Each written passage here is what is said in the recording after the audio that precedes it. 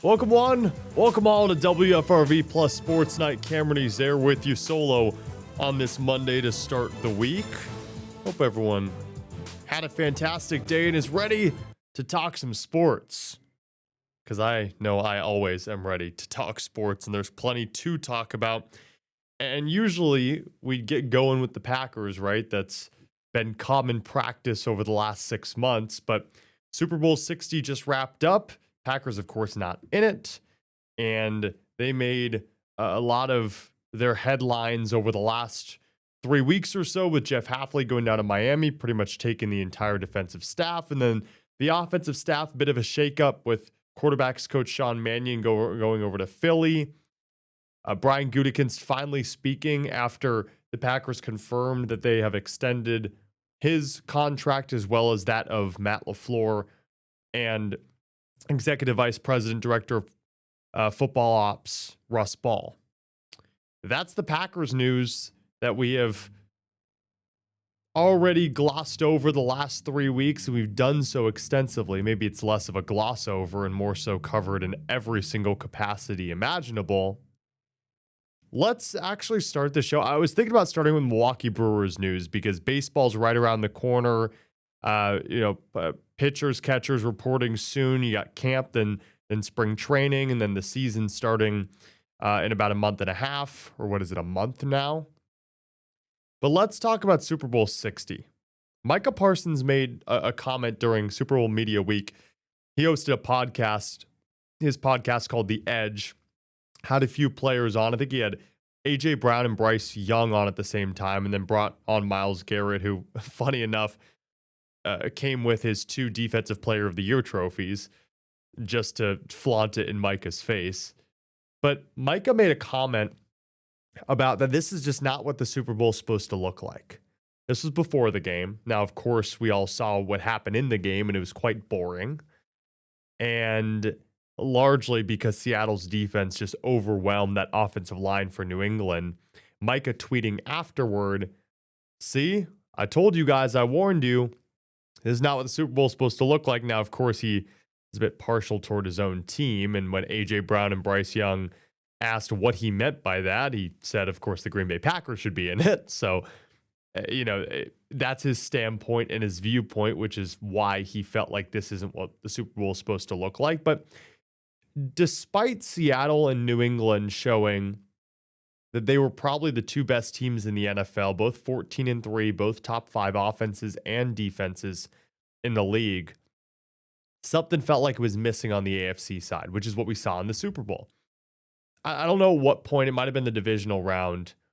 Well, honestly, really the championship games, but once Buffalo got eliminated, because Buffalo seemed like the only true contender in the AFC in terms of playoff experience. They had the offense to stack up against whatever defense. I mean, you saw what the Bills did to the Broncos, one of the best defenses in the NFL. They dropped 30, but just couldn't win. So maybe the Bills would have gotten torched defensively in the Super Bowl, but I think they could have kept up that offensive pace, whether it was the Seahawks or the Rams or the Bears or the Niners. I don't think it would have mattered. But once the Bills got eliminated, you kind of looked at the Patriots and Broncos and said you felt like the Pats were ahead of schedule. And of course, the Broncos just ran into the unfortunate circumstance of Bo Nix getting hurt at the end of the game against the Bills. So he couldn't even play in the AFC Championship. So again, I'm not saying this as an excuse or as hey, I was Nostradamus or Micah Parsons was in viewing that this Super Bowl would be all NFC no matter who was in it. And then, of course, the Seahawks, when they did make it, that they were just a better team overall. But it felt that way. Seattle's offense really didn't do much outside of push the ball down the field about 30 yards and set up Jason Myers. I mean, that first drive showed that they could move the ball down the field, but the Patriots secondary was just too good. Jackson Smith and Jigba going out halfway through the game, then coming back, but Seattle didn't have their full arsenal of weapons. Luckily, they have Cooper Kupp, Super Bowl MVP. I think he had, 6 catches? And then Kenneth Walker was great on the ground, amassed over 160 all-purpose yards. And And that's the game plan for Seattle up against a really good Pats secondary, knowing that as a defense, and I'm saying as this pertains to Seattle, they could do anything they wanted against that Patriots offense because of the lack of O-line. And yes, there was an offensive line there, but one of your tackles is a rookie. And yes, he's a top 10 pick, but he's a rookie playing in the Super Bowl. And he got beaten and battered and bruised the weeks prior in the divisional and the championship games. And it reared its ugly head. And that O-line could not protect Drake May. 3 turnovers from May, got sacked 6 times. It felt like he never had time in the pocket.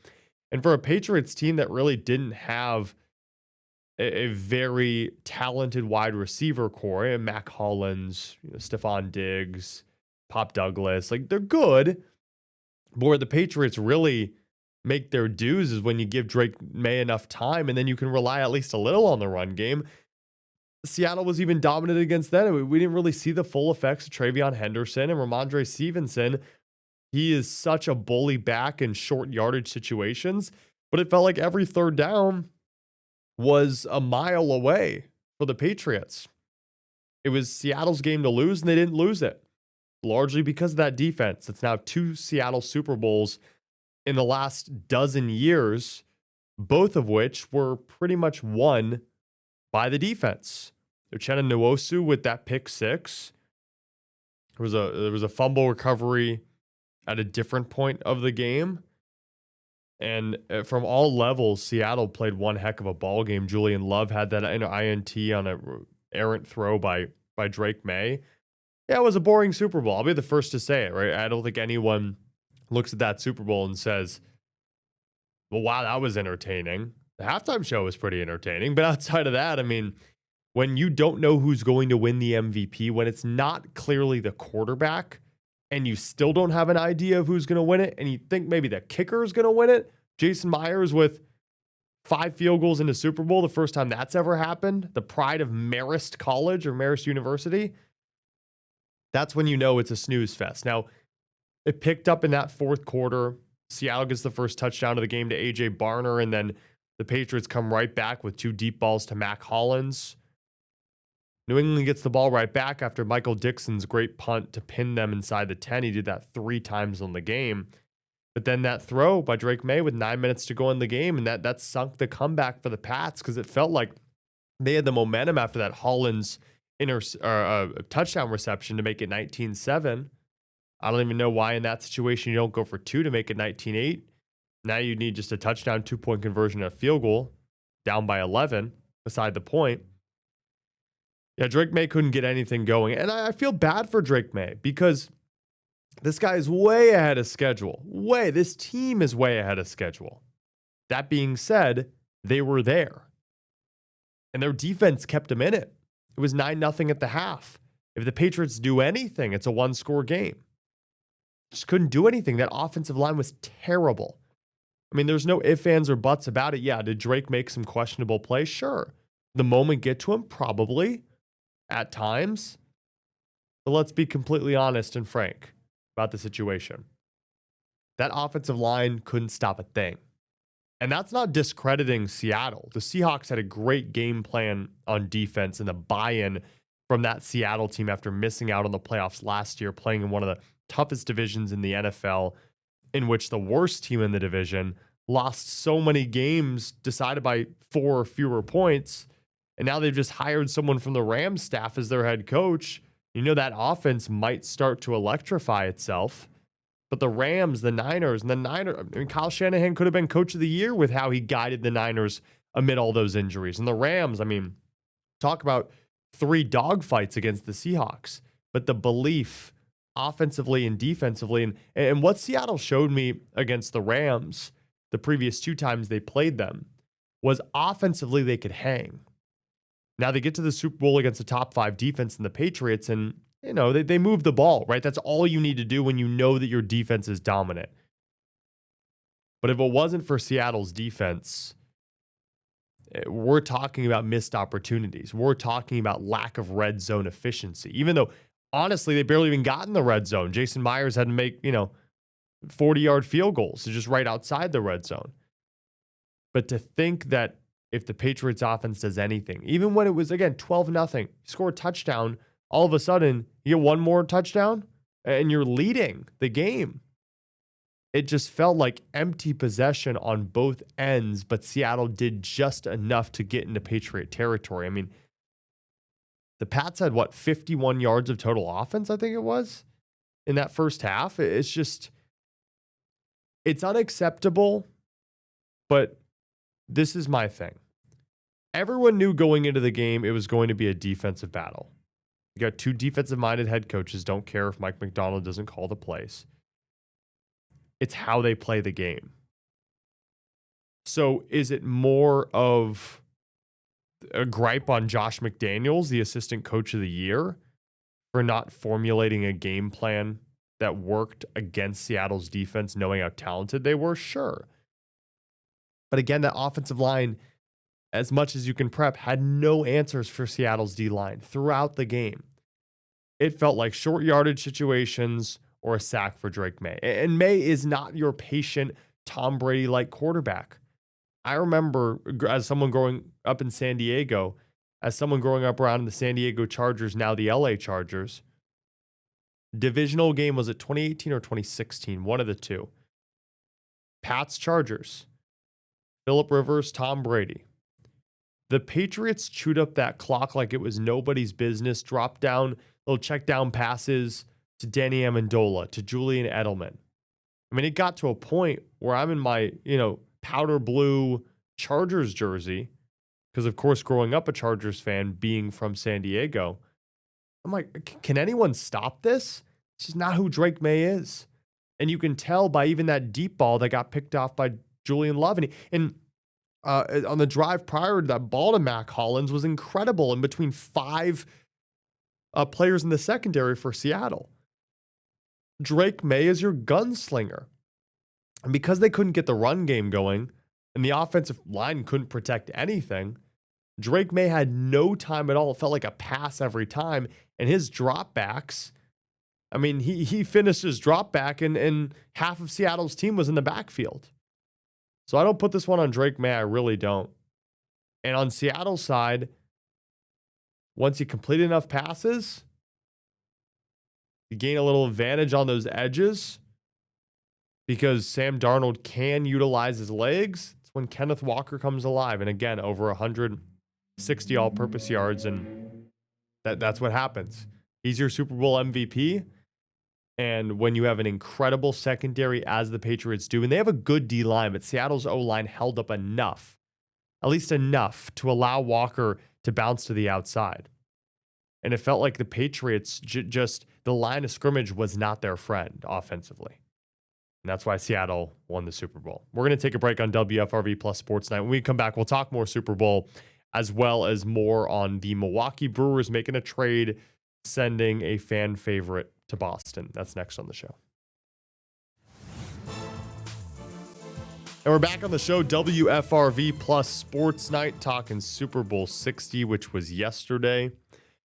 Like I said to start this show, I think the consensus thought is it was a boring Super Bowl. And there wasn't a touchdown till the fourth quarter. There was a stat put up that teams scoreless at the half were 0-14 in the previous 59 Super Bowls, and make it 0-15 now. And that Seattle defense just dominant. And a big shout out to De Pere native John Schneider, the general manager of the Seahawks. Ironically enough, joined them the year prior to the Packers winning the Super Bowl. Now, of course, he grew up in the De Pere area and then jumped around the NFL, starting as a scout, and then rejoined the Packers in the 2000s. Didn't get to experience a Super Bowl with them. But him and Pete Carroll kickstart this successful run in Seattle in which they make the Super Bowl in that 13-14 season. They win it. And they make it the next year, much to the chagrin of Packers fans. And they lose it on that heartbreaker, the Malcolm Butler interception. And Schneider does something that is so uncharacteristic, to the point that it is one of those wacky ESPN graphics. He rebuilds the team from scratch after doing so in 2010 and drafting players like Cam Chancellor and Russell Wilson and you name him, Richard Sherman. Like, he molded a team together that in 4 years was nicknamed the Legion of Boom on defense. They dominated the Broncos 43-8 in that Super Bowl, in Super Bowl 48, and probably should have won in Super Bowl 49 to make it back-to-back champs. But of course, then lost to the Patriots. And it wasn't going to be sustainable in terms of how to pay them, who to pay. And when I say how, it's prioritization. And John Schneider, somehow, some way, 12 years later, or even 11 years after that Super Bowl 49 heartbreak, he built a team over time. It took him 9 years to get to a point in which you could consider Seattle competitive. Geno Smith ends up being the guy. They bring in Sam Darnold as a first-year quarterback after he jumped around 5 different teams, was a top 5 pick a couple of years back. I think it was not a couple of years back. It was like 7 years ago. It's crazy how time flies. Beside the point, he hires Mike McDonald after, the Pete Carroll saga ended after a decade and a half. And funny enough, Carroll then going to the Raiders for a year, getting fired, and the guy the Raiders hire is Clint Kubiak, the OC for the Seahawks, now being the Raiders head coach. That was just finalized, a 5-year deal. But the way that he has formulated this team and this organization, DeMarcus Lawrence, Leonard Williams, drafting Nick Emanwari, right? Julian Love, great draft pick out of Notre Dame. I mean, the way that he made that team what it was, Uchenna Nwosu out of USC, he becomes just the 3rd GM ever to win a pair of Super Bowls with the same franchise with a different head coach and quarterback. And remember, this head coach quarterback combo is in its first year of existence. This is similar to the NBA in Oklahoma City, in which all the pieces are finally together. Chet Holmgren comes back from injury. Shai Gilgeous-Alexander is on the up and up. You name the other guys around, and they win right away. It only took Mike McDonald 2 years, just 2. It took Sam Darnold 1 in the Seattle uniform. It isn't rocket science, and De Pere native John Schneider, he proved that firsthand. And when asked after the game, just how did you not just he did a full reset, rebuild in one of the toughest divisions in all of football. How did you do it? Not just to get the number 1 seed, but to win the darn Super Bowl. He said nothing changed. Nothing at all. He trusts those in the room. What the Eagles did when they won with Nick Foles and then won with Jalen Hurts. Right? It was Nick Sirianni that second time. It was it Doug Peterson that first time? And that's why Howie Roseman is one of those 3. The former Ravens GM was the first one a while back, and then Roseman and then John Schneider is the 3 GMs to win a pair of Super Bowls with the same franchise with a different head coach and quarterback. That's very rare because the trust that you place in a coach or a general manager, time is usually fleeting. The clock starts to tick when you're not winning. But this organization has trusted John Schneider for the last 16 years, and what has it done? It's led to 2 Super Bowls in which it should be 3 in different eras. To win in different eras, with how good the NFC was this year, I mean, the Bears were ridiculous, even though the Packers were the final seed. If they didn't have those injuries, they were still a really good team. The Rams, that offense, just potent as heck. Matthew Stafford, the MVP. Seattle being what they are. The Niners, with all their injuries, still winning, was it 11 or 12 games? Like, it was a really good NFC. And even in a different era, John Schneider and company found a way to get it done. We're going to take one final break here on WFRV Plus Sports Night. That'll do it for the Super Bowl, in which the Seahawks won 29-13. Let's talk baseball. Yeah, baseball. It's back.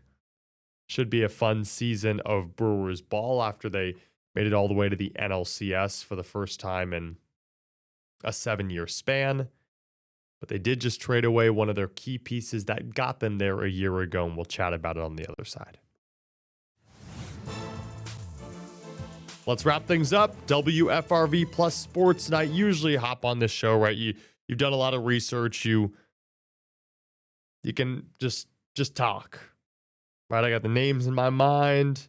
I got the details of the trade, but I want to understand the trade with you, because when we all popped up our phones in the morning, or whatever device that you want to use, and you see the Brewers have traded Caleb Durbin, and the guys that they get back is not one player that is of name brand for the last couple years in the majors. Instead, you trade Durbin to get younger, even though Durbin just wrapped up his rookie season. You might be like, wait, didn't Caleb Durbin just bat 250 over 50 ribbies? I mean, his strikeout to walk ratio was less than 2-1. It doesn't make sense. He's your everyday third baseman, homegrown in terms of he's a Midwest guy. He's worked his way up your system. He's come up clutch in a lot of situations. 114 hits last year. Again, a 253 average or 256 average. Why I want to understand the trade with all of you is here are the details for the Brewers. Let's look up this trade. And it's not just Durbin. You think of a couple reserve guys like Andrew Monasterio who came up in big moments, but he just wasn't going to be as consistent of a guy in the order. And Anthony Siegler as well stepped up at times. And then you get rid of a comp pick as well, which could hurt him for the draft. Now, Matt Arnold did talk to us, and he told us that why that pick doesn't matter as much, even though they love the draft in Milwaukee, is they have a pick that's pretty much right next to it in the draft. So they still have confidence that they can grab someone at a similar spot. So the Brewers get lefty Kyle Harrison, another lefty Shane Drohan, and then infielder David Hamilton. Now, the first question to Matt Arnold, of course, was how do you sell this? Hey, we're going to get rid of our everyday third baseman for a couple prospects that really are probably MLB ready, but are they ready to help a team make it to the World Series? Because that's where the Brewers are at right now. Well, Kyle Harrison traded from the Giants to the Red Sox in the Rafael Devers trade. He has some good stuff. He's proven himself as a relief guy. I'm fairly sure. Let me just check one thing. I think he's also gotten starts under his belt. The last couple of years hasn't played as much, but in 2024 had 24 games played. Yeah, I started. So he's come in relief in a few games, but he was a starter a majority of last season in the couple games that he pitched. But I don't even want to look at the stats because, again, it's a different ball game when you're talking about a pitcher going to a different division and in a different role. But Matt Arnold, very complimentary of Harrison, who was one of the top prospects in all of baseball before he made it to the majors, and loves the fact that provides some pitching depth, especially with losing Freddie Peralta. Same with Shane Drohan. Had a great year in AAA, and you re-bolster your staff. Because, again, you can have trust in the Chad Patricks and the Jacob Mizorowskis and the Quinn Priesters, but there's nothing wrong, just as Priester showed, just getting someone and seeing what happens. But you get rid of 3 infielders, which cleans up your infield a bit, right? Now you're kind of down to Bryce Terang and Joey Ortiz. But Matt Arnold did not seem like he was alarmed by giving up that many infielders. He said, with how our farm system is with the Cooper Pratts of the world and the Jesus Mates who've gone through grand shoot with the Wisconsin Timber Rattlers, they like their depth and they would rather consolidate their infielders so they can bring guys up through their system. Now, Arnold, the Brewers general manager, didn't turn down the possibility of making more moves as camp rolls on and spring training. But honestly, I'll be the first to say, as we wrap things up here on the show, I like the move. I really do. Durbin's a tough piece to give up. Third in NL Rookie of the Year voting. I understand that. But you got to sell high to get, right? And if it's Durbin that you give up, a guy that had a breakout season in year one, it doesn't mean he's going to break out the years after. And Arnold was very adamant about the fact that David Hamilton fits the mold that Caleb Durbin left behind in terms of the brand of ball he plays, how exciting he is, fast, great glove, good bat. And that's similar to what Durbin was. Now, can Hamilton be an everyday guy? I'm not sure because he's normally a second baseman. He can play all over the infield, though. I think the worry is you get rid of your third baseman. And now you have a hole at that position because Durbin was your everyday third baseman. And even when Durbin wasn't there, you'd toss in Siegler because Siegler's, he can play second, but you'd put him at third. So you pretty much have nobody you can put at third unless you cross train. And that was a major question to Arnold. I think there was, out of the 10 that were asked, there's probably 4 questions about the third base situation. And he seemed pretty confident of when he gets to Arizona, he's leaving on Tuesday. Would that be tomorrow or next Tuesday? I think it is.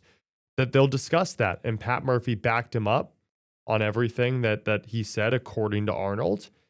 And I trust the decisions the Brewers are making. I like the trade, despite Durbin being such a huge part of the team. But again, we'll just have to wait and we'll just have to see what happens. That'll do it for WFRV Plus Sports Night. We will see you tomorrow. Thanks so much for joining and have a good one.